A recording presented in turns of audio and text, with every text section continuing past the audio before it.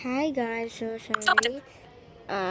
This is a really retake video, but indoor there's a little bit change. So I'm gonna put delete and then so let's create a story. 0 minutes 11 seconds, 46 minutes 39 seconds. If you never realized, Stop button. all the story I have read is all from my library book from school. Okay, so you guys because cannot see my face. I mean, I can't use one hand to read, but I'll try. So let's go. The title of this story is Raffles and the Founding of Singapore. You probably know that it was Sir Stamford Raffles who founded Singapore. But how did it happen, and why did he choose Singapore? Guys, I'm using one hand and so just forgive me if I say the word wrongly, okay? Because I get annoyed when I put in the ceiling, okay? Put facing the ceiling. You see, back in the... Okay, I have to put in the ceiling, sorry guys, sorry. Let's go read it now, but you guys can see my face, okay? Let's go. You see, back in the 18th, much of the traders in Malay archipelago... How did I read it even? Go. Roughly Malaya Recently. and in the... Capture button. Wait on. Stop button.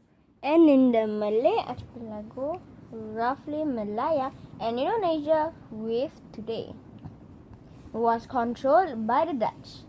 They didn't want to share their power with any other Europeans and allow other European ships to trade only in Batavia, Java.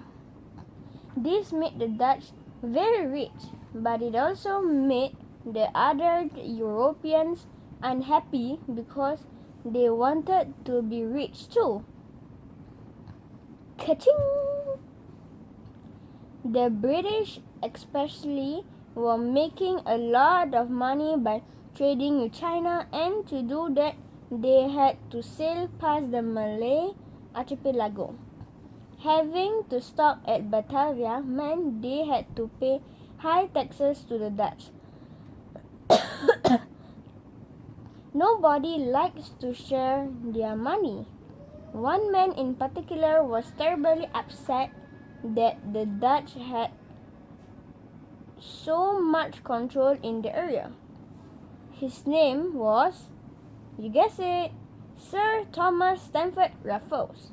Raffles was British and he was appointed Lieutenant Governor of Bencoolen in 1818.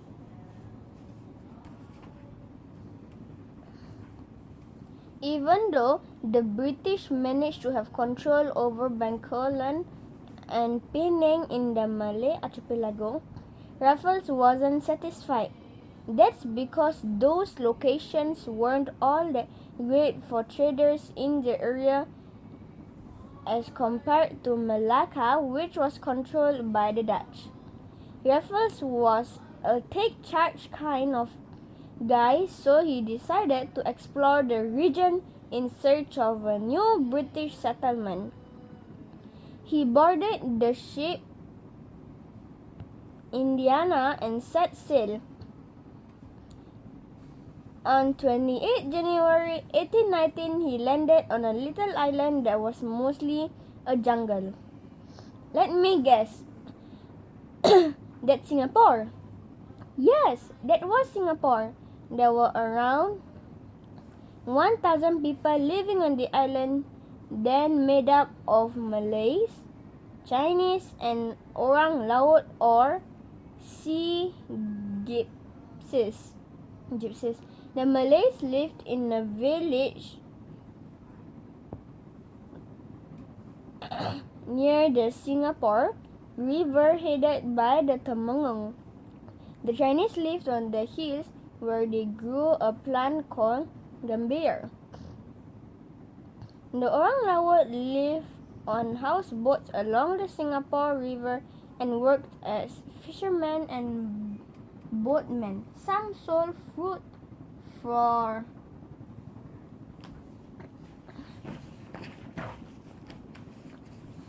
for a living. Raffles was very pleased with Singapore for a new reasons. Number one, Singapore's position was better than all the other Dutch and British ports. It could protect the ships better. Number two, having a port here meant the British wouldn't have to stop at Batavia. Number three, there were no Dutch on the island. He met with the Temongong or chief and asked if the British trading company he worked for, East India Company, could be allowed to set up a port in Singapore. However, there was some bad news. The Temongong was friendly, but since Singapore was part of the Johor Riau Sultanate, Raffles would need the permission of the Sultan. Unfortunately, Sultan Abdul Rahman would never have agreed because he was loyal to the Dutch.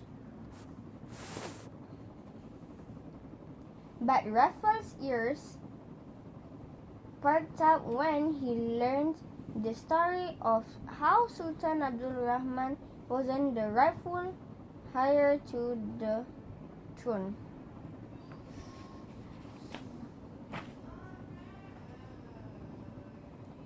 The tale of the two brothers. Tengku Hassan and Tengku Abdul Rahman were half-brothers. Tengku Hassan was older, so he was supposed to be the next sultan. However, their father didn't specify who would be sultan after his death. When their father died, Tengku Hassan was in Pahang getting married, and the chief in Riau, influenced by the Dutch, decided to make Tengku Abdul Rahman the new sultan instead. There weren't any phones back then, so Tengku Hassan only found out about it when he returned. Obviously, he was rather peeved, but there was nothing he could do about it. Tengku Hassan, who should have been sultan, was told to live quietly in Riau instead. When Raffles heard the story, he rubbed his hands together with glee, or maybe he didn't. We are guessing, okay? The crafty guy that he was, Raffles conspired with the Temongong to bring Tengku Hassan into Singapore from the Riau Islands.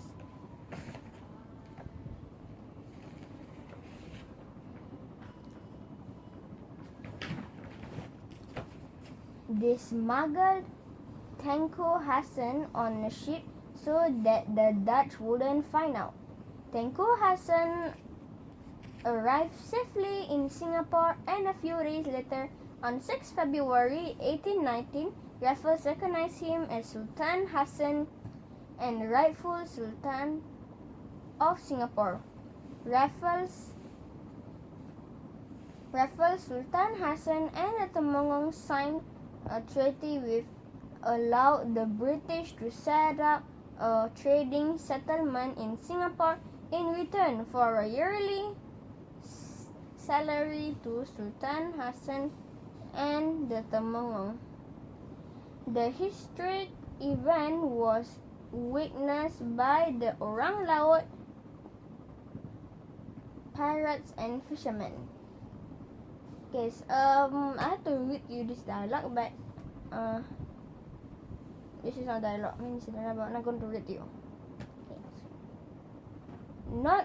Not with.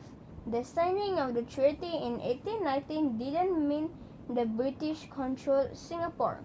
Sultan Hassan only gave the British a piece of land on the southern part of Singapore to build a settlement. We'll talk about how Singapore became a British colony in the next chapter.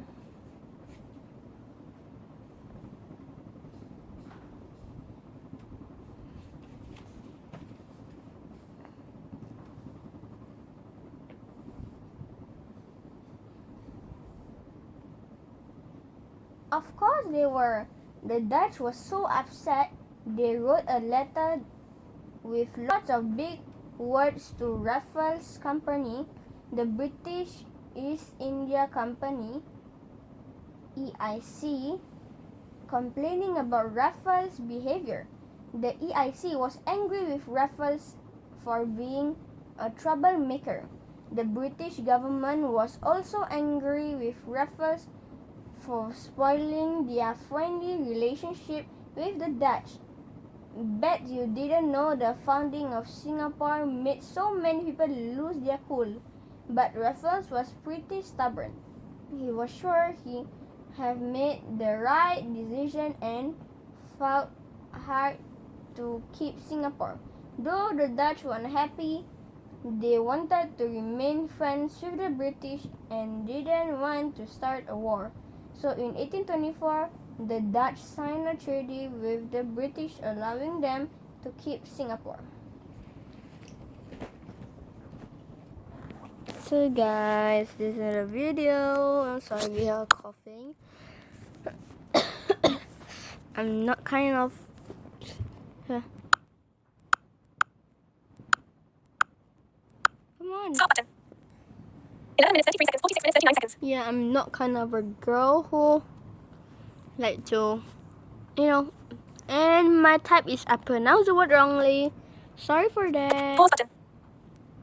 11 minutes, 46 seconds, 46 minutes, 39. Stop button.